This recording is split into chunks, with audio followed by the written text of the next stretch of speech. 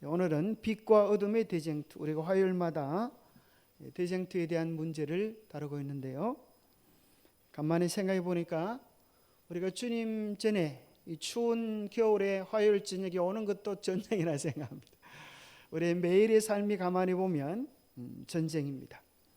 오늘 제5장 할 차례지만 2장부터의 내용들이 너무나 중요하기 때문에 잠깐 좀 요약을 좀 하는 게 어떨까 생각이 되어서 제목을 이렇게 붙여보았습니다.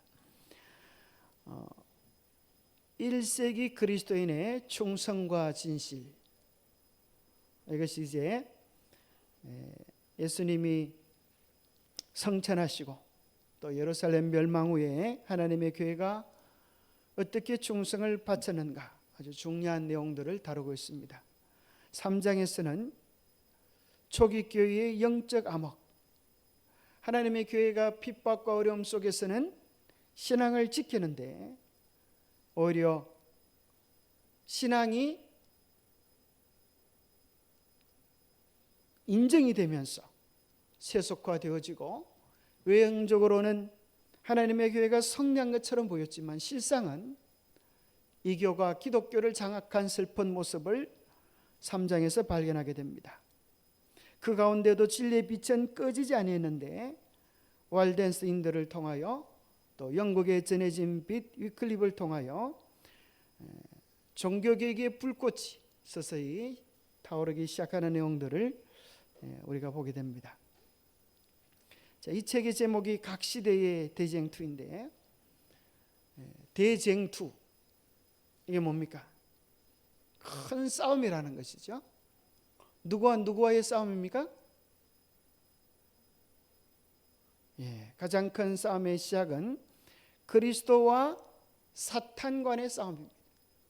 그리스도와 사탄 간의 싸움인데 실제로 그리스도의 사탄과의 싸움은 보이지 않고 그리스도 편에서도 사탄 편에서도 누구를 통하여 싸우고 있어요? 대리자들을 통하여. 그죠? 대리자들을 통하여. 우리가 그리스도의 대리자가 되는가, 사탄의 대리자가 되는가? 이것은 어디에 달려 있을까요? 우리의 마음의 선택에 따라서, 우리의 마음속에 어느 것을 받아들이느냐, 거기에 따라서 주어져 있습니다. 사탄은 이 세상에 많은 사람들을 그의 백성으로 사로잡았지만 특별히 누구를 가장 그의 편에 끌어들이고 싶어 할까요? 택하신 백성들마저도, 또 택하신 백성들의 교회의 지도자들을 끌어들이기 위해 애를 쓰고 있습니다.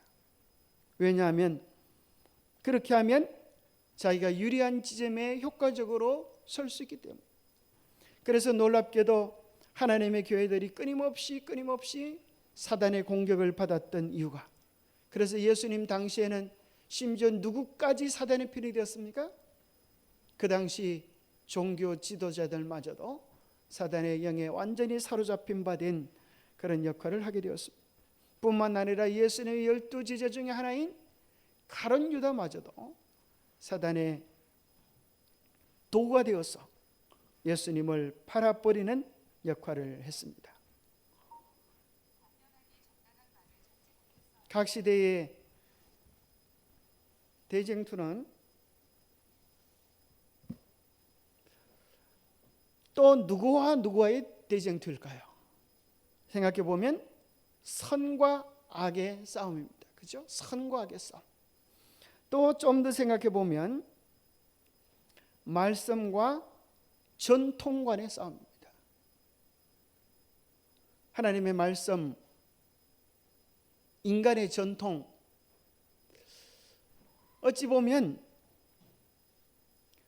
우리는 전통이 별건 아니라고 생각하지만 우리는 늘 어떤 일을 할 때 그 근거를 뭐로 됩니까?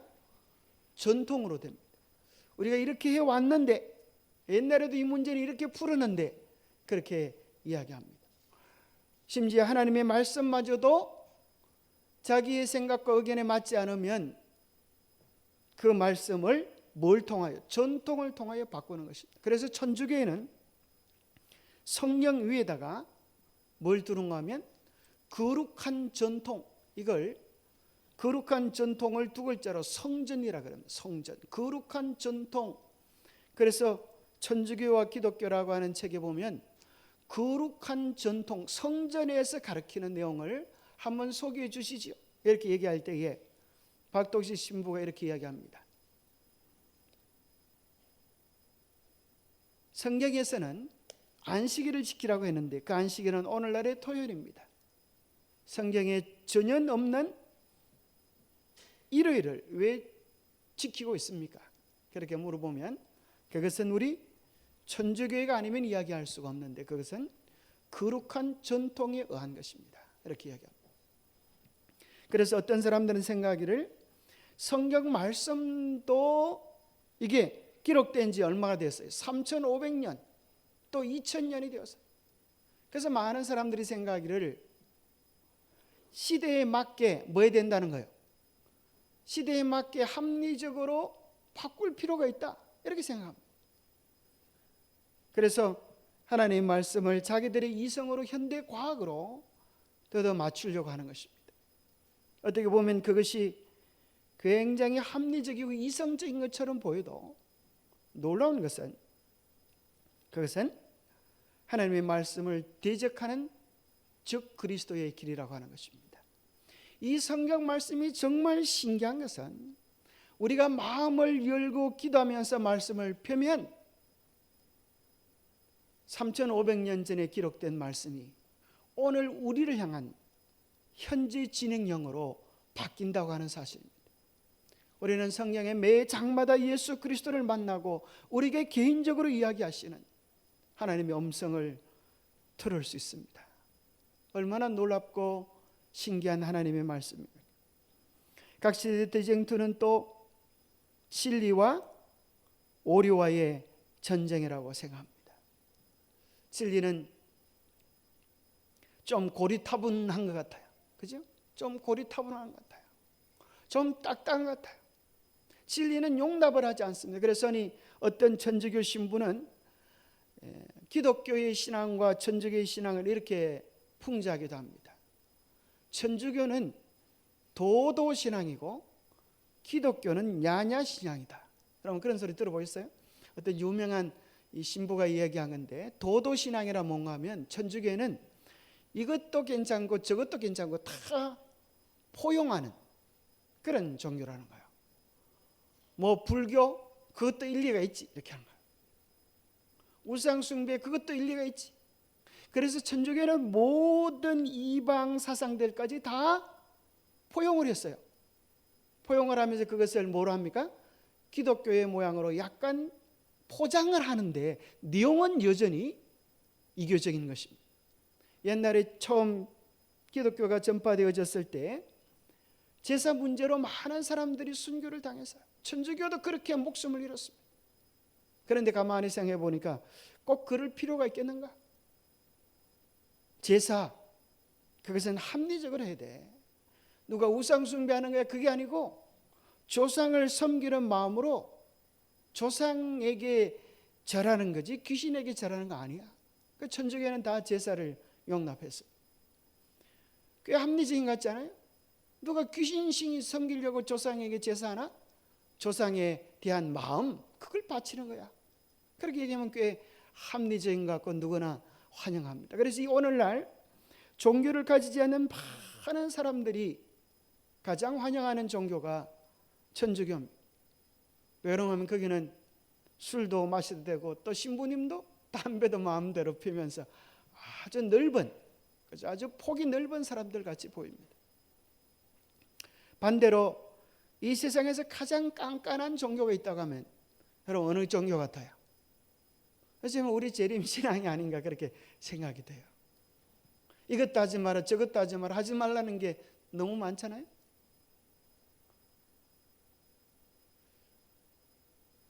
우리가 기억해야 될 사실은 성경의 진리는 자 그러면 이제 기독교를 왜 야냐라고 했는가 하면 기독교는 이렇게 한다는 거예요. 이것이냐 저것이냐 진리냐 오류냐 생명이냐 사망이냐 둘 중에 하나를 요구하는 것이지 타협이 있을 수 없다 이거예요. 그래서 천주교 신부는 이야기하기를 우리는 도도신앙은 조금 좀 원칙을 찾을 필요가 있고 야냐 신앙은 조금 우리처럼 좀 타협을 할 필요가 있다. 그렇게 이야기를 하기도 합니다. 참 대단한 마지막 바벨론의 대단한 속임수입니다. 마지막 바벨론은 모든 종교를 통합시킵니다. 그러면서도 이야기하기를 그 모든 것은 하나로 가고 있다. 어차피 모든 사람들이 궁극적으로 섬기는 것은 절대자 아니냐. 그 절대자가 바로 하나님이기 때문에 부처라고 하는 것도 사실은 하나님의 다른 이름입니다. 그렇게 이야기하면 얼마나 멋진 신앙이 탄생할까요? 우리가 생각하기에 꽤 그럴싸한 것처럼 보이지만 세상의 모든 정치, 경제, 종교를 아우르는 더 이상 이제 종교 분란을 종식시키는 전적에서 가장 많이 이야기하는 게 뭡니까? 평화, 그죠? 평화를 외칩니다.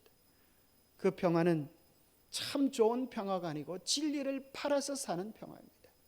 그러나 오늘 1세기의 기독교인들에 대한 내용들을 읽어보면 진리를 팔아서 살 수 있는 평화를 그들은 받아들일 수가 없었어요. 그들은 분리를 선포하고 나가는 그런 것들을 발견하게 됩니다. 우리가 비리 진리에 섰지만은 우리의 마음은 진리는 까다로운 사람들이 아니라 딱딱한 사람들이 아니라 예수님께서 요한복음 1장 14절에 우리가 그 영광을 보니 뭐가 충만하다? 은혜와 진리가 충만하다. 이 조화가 우리 속에 있어야 되리라 생각합니다. 정말 율법을 잘 증거하는 사람, 정말 진리를 잘 증거하는 사람이라고. 하나님의 계명에, 그렇죠? 우리의 구원에 관계되지 않은 것들은. 그래서 흔히 그것을 뭐라고 이야기합니까? 핵심적인 것, 그렇죠? 또 비핵심적인 것, 핵심적인 것, 정말 진리가 아닌 것들은 얼마든지 용납해 줄 수 있는 너그러움이 우리에게 필요하지 않을까요? 그래서 우리 지금도 말씀하기를 뱀처럼 지혜롭고 비둘기처럼 순결하라. 우리가 거기 보면 깜짝 놀래요. 왜 예수님 뱀이 그 나옵니까? 비유될 걸 비유를 대야지. 그렇게 생각이 쉽지만은 예수님은 뱀을 어떤 그런 걸로 표현한다는 것이죠. 그렇다고 해서 진리를 결코 팔아버리라는 것이 아니고 순결함 속에 서야 한다는 것입니다. 때로 우리가 싸우는 많은 부분에 있어서 우리는 핵심적인 진리 때문에 싸우는 게 아니라 내 의견이 옳으냐 네 의견이 옳으냐 그런 것 때문에 사소한 것에 목숨 걸 때가 많이 있는 것입니다. 선악의 대쟁투는 본질적으로 사랑과 미움의 싸움이라고 생각합니다. 마태복음 24장에 보면 불법의 성함으로 많은 사람의 사랑이 식어지리라. 그러나 끝까지 견디는 자는 구원을 얻으리라 그랬어요. 불법의 성함으로 뭐가 식어져요? 사랑이 식어져요. 그럼에도 불구하고 끝까지 견디는 자를 어떤 신학자를 표현하기를 끝까지 사랑을 잃어버리지 않는 자라고 표현했어요. 참 일리가 있다고 생각합니다. 앞뒤 구절을 서로 연결시켰을 때 우리는 그런 결론에 이를 수도 있습니다. 이 세상에서 사단이 우리에게 빼앗아 가고 싶은 것이 뭐예요? 사랑이에요. 뭘 통하여 사랑을 빼앗아 가려고 그래요? 배신을 통하여, 그죠? 배반을 통하여, 때로는 사기를 통하여 우리 속에서 사랑을 빼앗아 가려고 그래요. 우리가 사랑을 했는데 그것을 이용하는 것입니다. 그러면 우리는 어떤 생각을 하기 쉬워요? 내가 다시는 사랑 하나 봐라, 다시는 선행 하나 봐라. 그러면 사실은 우리가 지는 것입니다. 순교자들이 십자가에 달려 죽고 짐승의 가죽을 뒤집어 쓰고 죽고 심지어 로마 황제의 성전을 축하하기 위한 기둥이 되어서 불을 뒤집어 써서 죽고 정말 인간이 저지를 수 있는 가장 잔혹한 모습들로 죽어가지만 그들이 죽을 때에 뭐라고 하면서 죽었을까요? 이를 뿌두둑 뿌두둑 갈면서 이 나쁜 놈들아, 반드시 하나님이 너희를 심판하실 거야, 이러면서 죽었을까요? 아니면 누구처럼요? 예수님처럼. 누구처럼요? 스데반처럼. 주님, 저들을 용서하여 주옵소서. 그렇게 죽었을 것 같지 않습니까? 그래서 로마 황제는 기독교인들을 핍박하고 진멸하여 깡그리 없애버리려고 했어요. 그런데 죽음마저도 그들을 정복하지 못했던 이유는 그들이 죽었을 때 죽어가면서 그들은 마치 결혼식장에 들어가는 신부처럼 환한 미소로 밝은 모습으로 끝까지 찬미를 부르면서 하나님 앞에 사랑을 드리고 인간이 겪을 수 있는 최고의 절망, 죽음 앞에서도 그들은 마음의 평화를 잃지 않고 죽었기 때문에 그들의 표정 속에서, 그들의 모습 속에서 그들은 죽음을 이기는 사랑의 힘을, 신앙의 힘을 보았기 때문에 그들을 핍박하던 수많은 로마 사람들이, 로마 병사들이 감동을 받고 기독교로 개종하게 되는 것입니다. 그래서 로마는 이렇게 핍박하다가는 로마 사람들까지 다 죽이겠다 생각하여 사단은 타협책을 간구해 내는 것입니다. 그 장에 보면 네로 황제에 대한 박해가 나옵니다. 참 이 네로는 정말 나쁜 놈 중에 나쁜 놈인데, 그죠? 자기가 로마 시내를 불질러 놓고 그 잘못에 대한 핑계를 누구한테 댑니까? 저 기독교인들이 그렇게 했다고. 그래서 사실은 순교자들이 순교자의 이름으로 죽기란 참 어렵습니다. 대부분 무슨 핑계로 잡혀 죽는가? 그죠? 불지른 사람들로, 재앙을 오게 한 자들로, 멸시받아 마땅한 자들로, 온 세상은 평화를 간구하는데 고집 부려 평화를 깨뜨리는 반역자들로 그렇게 사단이 내모는 것입니다. 예수님께서 이제 제자들에게 교회의 일들을 내어다 보시면서 그들이 감당하고 겪을 일들을 생각하시면서 이렇게 말씀하십니다. 그리스도를 따르는 사람들은 주님께서 걸어가신 동일한 굴욕과 비난과 고난의 길을 가야만 한다.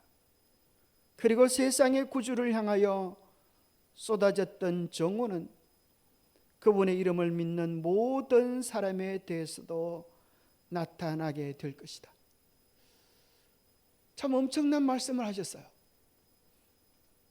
나만 핍박받고 십자가에 달리는 것이 아니라 정말 그리스도를 따르는 사람들은 내가 겪었던 동일한 굴욕과 고난의 길을 갈 수밖에 없게 될 것이다. 나를 향하여 쏟아졌던 정오와 비난이 너희들을 향하여도 쏟아지게 될 것이다. 마태복음 14장 9절에 재림의 징조장에 예수님이 이렇게 말씀하십니다. 그때 사람들이 너희를 환난에 넘겨주겠으며 너희를 죽이리니 너희가 내 이름 때문에 모든 민족에게 미움을 받으리라. 내 이름 때문에 모든 민족에게 미움을 받는 일도 일어나게 되겠다. 마치 예수님이 그러셨던 것처럼 말이죠. 내가 너희에게 종이 주인보다 더 크지 못하다 한 말을 기억하라. 사람들이 나를 박해하였은즉 너희도 박해할 것이요 내 말을 지켰은즉 너희 말도 지킬 것이라.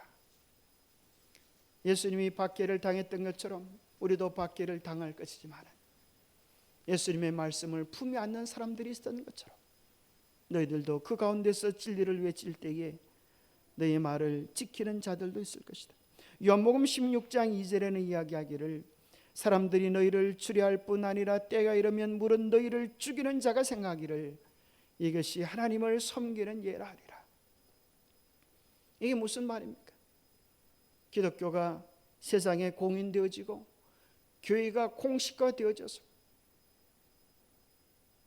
정치와 종교가 하나가 되어질 때 하나님의 진리를 지키려고 하는 자들은 하나님을 바르게 믿는 것 때문에 하나님을 믿는 차는 자들의 핍박의 대상이 될 것을 말씀해 주고 계시는 것입니다. 그러면서 베드로전서 2장에 보면 이렇게 이야기합니다. 부당하게 고난을 받을 때가 올 것이다. 너희들이 악한 일을 했기 때문에 고난을 받는 것이 아니라 진리에 섰기 때문에, 원칙에 섰기 때문에, 죄와 타협하지 않기 때문에 고난을 받을 때가 올 것이다. 그럴 때에 하나님을 생각함으로, 예수님을 생각함으로 슬픔을 참을 수 있다면 얼마나 아름다운 것이냐. 죄가 있어 매를 맞고 참으면 무슨 칭찬이 있으리요. 선을 행함으로 고난을 받고 참으면 이는 하나님 앞에 아름다우니라. 이를 위하여 너희가 부르심을 받았으니 그리스도도 너희를 위하여 고난을 받으사 너희에게 본을 끼쳐 그 자취를 따라오게 하려 하셨느니라. 우리가 가는 길은 그리스도가 가신 그 자취를 따라가는 길입니다. 우리는 고난에도 따라가야 할 것이고 십자가에도 따라가야 할 것이지만 하늘나라에도 따라가게 될 것입니다. 그렇게 하기 위해서는 우리가 경험해야 될 한 가지, 또 따라가야 될 부분이 있는데, 그것은 고난 당하면서, 핍박 당하면서, 부당한 대우를 당하면서 주님이 대처하셨던 주님의 모습입니다. 그는 죄를 범하지 아니하시고 그 입에 거짓도 없으시며 욕을 당하시되 맞대어 욕하지 아니하시고 고난을 당하시되 위협하지 아니하시고 오직 공의로 심판하시는 이에게 부탁하시며 신이 나무에 달려 그 몸으로 우리 죄를 담당하셨으니 이는 우리로 죄에 대하여 죽고 의에 대하여 살게 하려 하심이라. 참 놀라운 말씀이죠. 그래서 그리스도를 따른다고 하는 것은 핍박의 자리에 따를 뿐만 아니라 핍박의 자리에 섰을 때라도 주님처럼 어린 양처럼 그 모든 것들을 받아들이는 것입니다. 참 어려운 것이죠. 그러나 우리가 어디 안에 있으면요? 예수 안에 있으면. 이번에 사경회를 하면서 제가 이제 그 책들을 좀 더 깊이 있게 이렇게 읽어보면서 정말 놀라운 걸 깨달았는데, 제가 이걸 깨달았습니다. 그 책에 있었는데 옛날에 안 보였었어요. 예수님이 우리 안에 있다고 하는 것, 내가 예수님 안에 있다고 하는 것이 무엇인가, 이것이 뭔지 그 책에 아주 상세하게 나왔어요. 우리가 흔히 생각하면 예수님이 내 안에, 내가 예수님 안에, 절대적 사랑과 신뢰의 관계지요. 그게 맞아요. 그런데 더 깊이 나아가서 예수님이 내 안에 계시다고 하는 것은 어디에 계신 걸 얘기할까요?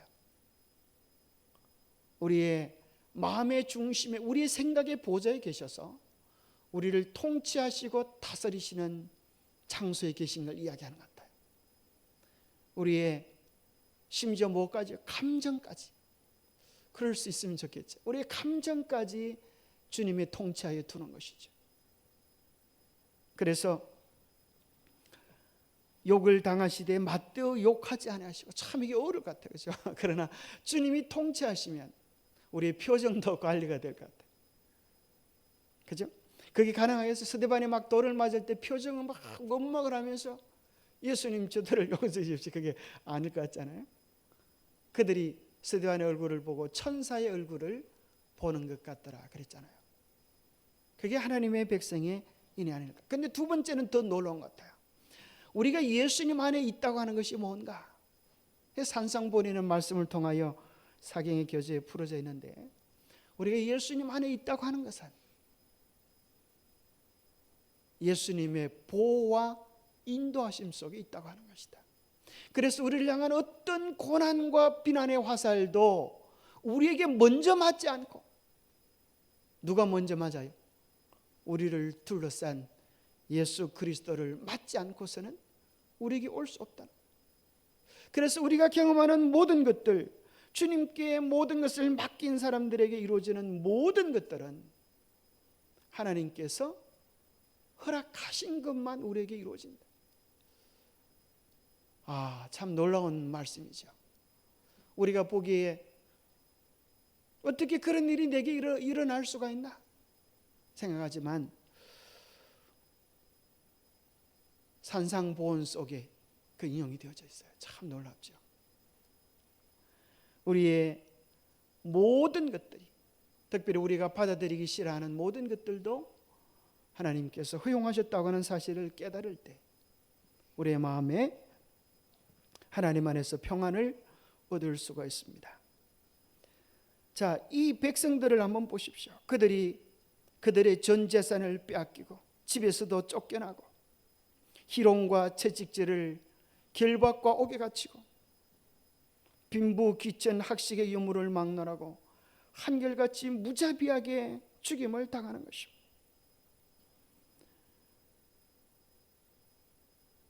또 심지어 여기 보니까 로마 제국의 반역자, 종교의 적, 사회에 해를 끼치는 자로 정죄되었다. 수많은 사람들의 원형 극장에서 짐승의 밥이 되기도 하고 화형에 치해지기도 했다. 또한 십자가에 못 박혀서 죽었거나 짐승의 가죽을 씌워서 투기장에 던져짐으로 개에게 찢겨 죽는 자들도 있었다. 참 얼마나 끔찍합니다. 우리는 참 자유롭게 복음을 이야기하고 참 평화의 시대에 살지만, 우리에게 이 복음이 전해지기 위해 얼마나 많은 피들이 흘렸는지. 그런데 이들이 이 재난과 어려움 속에서 마음속에 어떤 생각이 들었을까요? 하나님, 나를 버리셨습니까? 이런 원망이 들었을까요? 아니면 주님 때문에, 주님 믿는 것 때문에 이러한 핍박과 고난을 당하는 것을 기뻐했을까요? 여러분 어떻게 생각하세요? 하나님께서 나를 버리셨다고 생각하면 그 어려움과 환난들을 견딜 수가 없을 것 같아요. 당하는 환난도 어려운데, 그죠? 이러한 재난에, 이러한 어려움 속에 나를 내버려 두었다고 생각한다면 그것은 정말 그들에게 있어서 무서운 저주 같은 것이었을 거예요. 그러나 팔복의 제일 마지막에 내용은 무엇입니까? 마태복음 5장에 보면 너희를 핍박하고 저주하고 욕할 때에 주님께서 뭐라고 그러세요? 기뻐하고 즐거워하라. 기뻐하고 즐거워하라. 마태복음 5장 12절에 그럽니다. 여기 기뻐하고 즐거워하라라고 하는 것은 최고의 기쁨, 최고의 감격, 그런 걸 이야기합니다. 환난과 핍박을 받을 때 어떻게 그렇게 할 수 있겠습니까? 그것은 그 모든 것들이 먼저 주님의 가슴을 찔렀고, 주님께서 허락해 주신 것만 내게 이르러올 뿐이고, 오히려 이 모든 고난이 주님에 대한 나의 사랑의 고백이고 하늘에서 받을 상급을 결정지어 주겠다고 믿기 때문에 그들은 오히려 기뻐하고 감사할 수 있었습니다. 기뻐하고 즐거워하라. 하늘에서 너희의 상이 큼이라. 너희 전에 있던 선지자들도 이같이 박해하였나니라. 그래서 여러분, 우리가 주님 때문에 당하는 어려움들을 우리의 이익으로 여길 수 있다고 하면 그를 무너뜨릴 수 있는 사단의 공격은 도무지 없을 것입니다. 주님의 백성들을 지켜주는 것은 사실은 그들의 순종입니다. 그들이 하나님의 법을 지키는 것이 아니라 하나님의 법이, 하나님의 말씀이 그들을 지키는 것입니다. 그래서 성경에 보면 이스라엘을 해할 주술이 없고 유다를 해할 복술이 없도다. 이게 무슨 말인가 하면 발락이 이스라엘을 돈을 받고 저주하려고, 그죠? 입을 여니까 뭐가 안 나가요? 저주가 안 나가고 복이 막 나가는 것입니다. 심지어 예수님 탄생에 대한 한 별이 떠오르고 하는 이런 엄청난 축복의 이야기를 하니까 발락이 아주 성질이 나가지고, 근데 그러려고 하면 차라리 말하지 마라. 내가 돈 주고 지금 저주하라 그랬는데 왜 저주는 하기는 그냥 복을 비냐? 그런데 아무리 저주를 하려고 해도, 아무리 망가뜨리려고 해도 그들이 하나님의 말씀의 원칙에 굳게 있었을 때는 저주가 변화의 복이 되어졌는데, 민수기 25장에 보니까 그들이 하나님의 계명을 어기고 바알 예배에 참여했을 때 무슨 일이 벌어져요? 전염병으로 인하여 24,000명이 죽임을 당하는 끔찍한 일이 벌어졌어요. 우리는 기억해야 합니다. 말씀에 굳게 서면 죽어도 죽는 게 아니다는 거예요. 정말 죽는 것은 우리의 삶에서 하나님의 뜻을 외면하고 불순종하는 것이 죽음에 이르는 것입니다. 마치 아담과 하와가 뭐 했던 것처럼요, 선악을 알게 하는 나무의 씨를 따먹는 것, 그것이 영적 죽음을 초래했던 것처럼 말이죠. 그리스도를 따르는 자들은 어디를 피하든지 맹수처럼 추격당했다. 그들을 위한 유일한 안식처는 카타콤이었습니다. 그래서 빛도 통하지 않은, 그럼 어둠 속에서 어떻게 평생을 살 수 있을까요? 그럼에도 불구하고 그들의 입술에서는 단 하나의 불평이나 원망이 나가지 아니하고 그들을 위하여 고난당하신 주님에 대한 감사와 찬양이 끊이지 않았습니다. 그들은 그럴 때 주의 말씀을 기억했습니다. 많은 사람들은 옛적에 하나님의 종들처럼 더 좋은 부활을 얻고자 하여 악형을 받되 구차히 면하지 아니하였다. 그들은 그리스도를 인하여 핍박을 받을 때에는 기뻐하고 즐거워하라. 하늘에서 너희의 상이 큽니다. 너희 전에 있던 선지자들을 이같이 핍박하였느니라고 하는 주님의 말씀을 상기하였다. 하나님의 말씀을 기억하는 것, 이것이 그들에게 승리를 안겨준 것이 아닐까요? 그러나 안타깝게도 종교가 인정되어지고 하나님 믿는 것이 오히려 특권으로 여겨지고 하나님 믿으면 많은 이득이 생겨질 때 변화되지 않은 많은 사람들이 기독교 안으로 들어오게 되었습니다. 그들이 올 때는 그들의 옛 습관과 이교적 풍습과 제도를 가지고 들어오게 되었습니다. 이때 사단은 기뻐 춤추었다 그랬습니다. 저 불법의 사람 곧 멸망의 아들이 나타나기 전에는 이르지 아니하리니 저는 대적하는 자라. 범사에 일컫는 하나님이나 숭배함을 받는 자 위에 뛰어나 자존하여 성전에 앉아 자기를 보여 하나님이라 하느니라. 얼마나 많은 사람들이 하나님을 교회에 오는가, 이게 문제가 아니에요. 중세시대 때 거의 대부분 사람들이 교회에 왔습니다. 왜냐하면 그것이 오면 이득이 많았기 때문에. 그러나 그들의 마음속에는 세상이 있었습니다. 그래서 기독교가 승리한 것처럼 보이지만 사실은 기독교가, 복음이 이 교회에 정복당한 것입니다. 그러한 역사적 백그라운드를 가지게 했던 것은 4세기 초엽 콘스탄티누스의 밀라노 칙령을 통한 기독교 인정이었습니다. 그래야 수많은 이교 제도들이 기독교 안으로 들어오게 되었는데, 마치 그것은 예수님께서는 세상의 영광을 주려고 할 때에 그것을 거절했는데, 중세의 교회는 세상의 영광을 위하여 무릎 꿇고 사단에게 절한 꼴을 가지게 된 것입니다.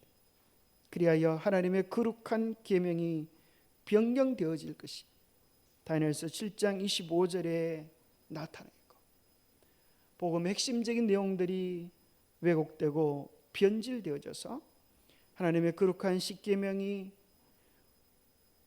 없애지고 변경되어지고 찢겨져 두 개로 나누어졌던 사실들을 우리는 확인하게 됩니다. 바벨론의 포도즙은 오늘도 여전히 온 세상을 미혹하는 그러한 모습들로 작용을 하고 있습니다. 그럼에도 불구하고 하나님의 진리의 빛은 어느 시대나 아주 소멸되지는 아니했습니다. 성경을 인생의 유일한 지침으로 삼고 참 안식일을 그렇게 지키는 진실된 무리들이 있었는데, 그들이 왈덴서인이었습니다. 알프스의 깊은 산속에서 진리를 위하여 굳게 섰던 사람들. 그들은 이단자로 낙인이 찍히고 사냥꾼의 추격의 대상이 되었지만 그들은 진리를 팔아서 평안을 살 수가 없었습니다. 그러한 사람들 가운데 위클리프, 영국에 복음이 전해졌던 종교개혁의 불씨가 되었던, 종교개혁의 시작이 되었던 위클리프가 나타나는데, 그가 처음으로 라틴어로 된 성서를 영어로 번역하여 1382년에 완성을 했습니다. 그래서 위클리프를 따르는 사람들을 롤라드라고 그렇게 별명을 붙였는데, 롤라드라고 하는 뜻이 무슨 뜻인지 아십니까? 왜 롤라드인가? 그걸 보면 참 놀랍습니다. 이 말의 뜻은 사실은 그 사람들을 비난하기 위하여 붙인 별명이라 그래요. 그 사람들이 쭝얼쭝얼 걷는 것입니다. 뭘 쭝얼쭝얼 그랬을까요? 위클리프가 성경을 영어로 번역하자 이 밝은 빛이 천주교의 비리와 어둠을 공개하는 것입니다. 그러니까 천주교는 뭘 하게 되는가 하면 위클리프가 번역한 영어 성경을 가지고 다니거나 보는 사람들을 다 죽여버리는 것입니다. 그래서 이들은 복음을 전하기 위하여 그 성경 말씀을 다 외워버리는 거예요. 복음을 전할 성경들을 외우고 그들은 늘 외우는 것들을 되새김질하고 쫑얼쫑얼쫑얼 이렇게 하니까 그들의 별명이 롤라드가 된 것입니다. 말씀을 늘 중얼거리는 사람. 비난을 위하여 기록되어진 그들의 별명이 자랑스러운 이름이 되는 것입니다. 세상은 기쁜 밤중을 지냈다. 흑암의 시대는 지나가고 많은 나라들에는 날이 새는 징조들이 나타났다. 14세기 영국에서 종교개혁의 샛별이 떠올랐다. 그가 이제 위클리프였습니다. 그가 허락을 받아 로마 교회에 제기한 항의는 결코 침묵시킬 수 없었다. 그의 항의는 마침내 개인과 교회와 국가의 해방을 초래하게 될 투쟁을 빚어냈다. 여러분, 이제 문제들을 보면 여기 이제 종교개혁의 샛별 위클리프, 또 대학 시절에 성경을 깊이 연구하고 성경을 통해 예수님이 유일한 중보자임을 깨닫고 로마 교회가 사람의 전통을 따르기 위해 하나님의 말씀을 버린 것을 깨닫고 매일의 삶에서 그가 전한 진리를 실천한 사람, 그가 전한 진리를 자기 일상생활로 실천한 사람, 그가 위클리프였습니다. 위클리프가 오랜 시일 동안 두고 다녀온 투쟁의 대상으로 삼아온 악습은 탁발 수도성 제도였습니다. 우리 생각에 수도성 그러면 그죠? 얼마나 대단한 사람들인가. 마치 이와 같습니다. 신부 그러면 그죠? 결혼도 하지 않고 얼마나 대단한 사람들이 한평생을 하나님께 바치다니. 그런데 탁발수도 등이 만흥하면 게으르고 나태한 그런 생활을 하면서 내가 주님을 따라가노라고 이야기하는 것입니다. 그래서 그 당시 많은 사람들이 나는 수도성이 되었다 그러면서 해야 할 의무를 등한히 하고 오히려 사회를 망가뜨리는 모습으로 섰던 것을 이야기합니다.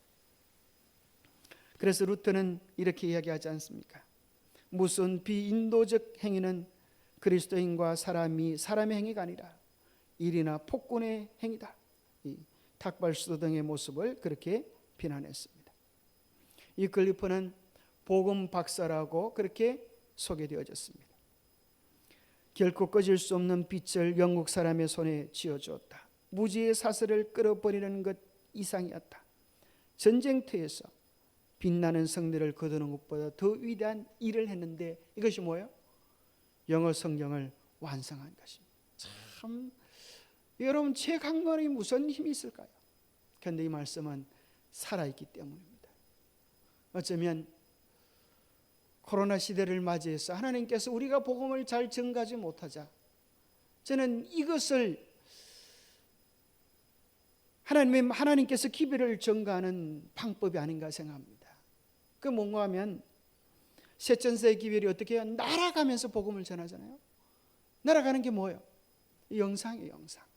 그래서 우리가 사실은 우리의 모든 기별들을 영상을 통하여 방송하는 것은 대단한 위력이 있다고 생각합니다. 한번 영상 녹화시켜 놓은 것은 지우지 않으면 예수님 오실 때까지 설교를 하고 있거든요. 한 번 한 설교는 사라져버리지만 우리가 한 번 말씀을 정말 외친 것은 공중에서 없어지지만 우리가 영상 매체를 통하여 잘 기록해 놓은 것들은 주님이 오실 때까지 전가하고 있기 때문에 우리가 오늘날 이 시대의 영상 매체들을 잘 활용하여서 복음을 전하는 일들은 정말 중요한 것입니다. 여기 롤라드에 대해서 잠깐 소개하겠습니다. 대학로에서 500주년 기독교 종교개혁 기념으로 연극을 했는데 그 연극이 롤라드에 대한 것, 롤라드. 그래서 제목이 뭔가 하면 더 북, 성경이죠. 더 북, 그 말씀, 그 책.